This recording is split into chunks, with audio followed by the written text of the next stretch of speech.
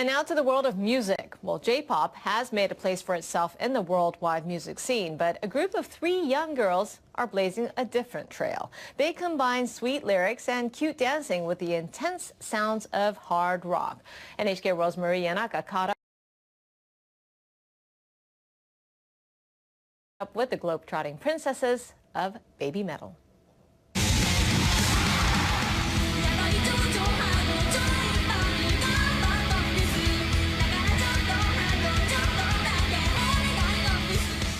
"2014 was the year Baby Metal became a household word around the world.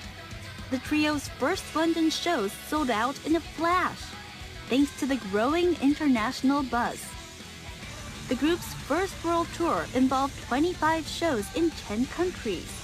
And as the buzz built up, it started to reverberate back home. For audiences in Japan, Baby Metal seemed like an overseas act.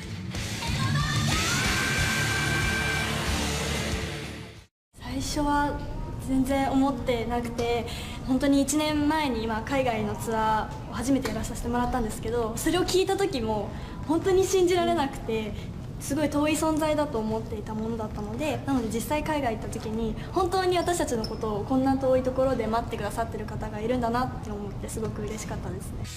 Baby Metal came into this world in 2010.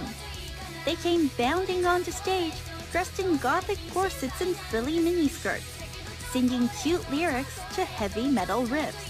They were slow to catch on in Japan, but after 4 years of grafting, they found international fame, thanks to YouTube.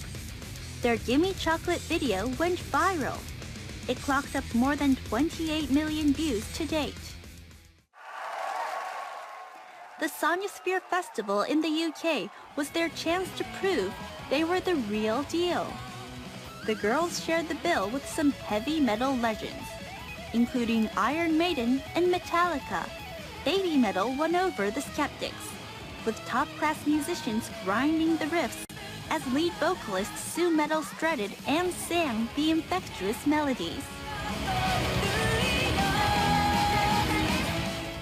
海外のお客さんは日本語を覚えてスーメタルの歌っている歌詞を理解して歌ってくださる方が多いなと思っていて、なんか日本が大好きっていう気持ちとかあとベビーメタルが大好きっていう気持ちがすごい伝わってきて嬉しいなと思っています。Now that they've conquered the world, the girls have made a triumphant return to Japan. Heavy metal maniacs, J-pop fans, and even families turn up in their Fox masks and flash Fox signs. Look at all these fans. They're from everywhere. Once I saw Baby Metal, I was addicted. And this will be my 4th time to see them. It's like blending 2 different genres of music that I don't think anyone else did before. かっこいいし。 They're the best. Baby Metal is my treasure.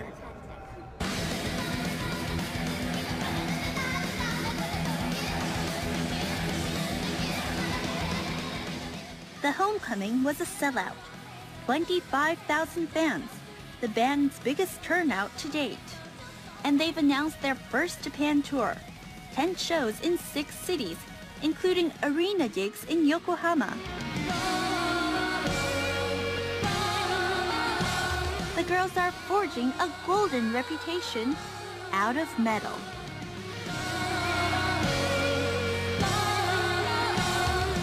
私たちの一番の魅力はライブだと思っているので、オンリーワンのジャンルだっていう話をしてたんですけど、ベビーメタルっていう私たちの音楽のジャンルを確立させたいなと思って、そのためにもっともっとたくさんの方に私たちの魅力を伝えていきたいなって思ってる。以上、ベビーメタルでした。See you! Well, from guitar playing to a guy who can play the guitar, here is our weather expert, Robert Spada, joining me in the studio.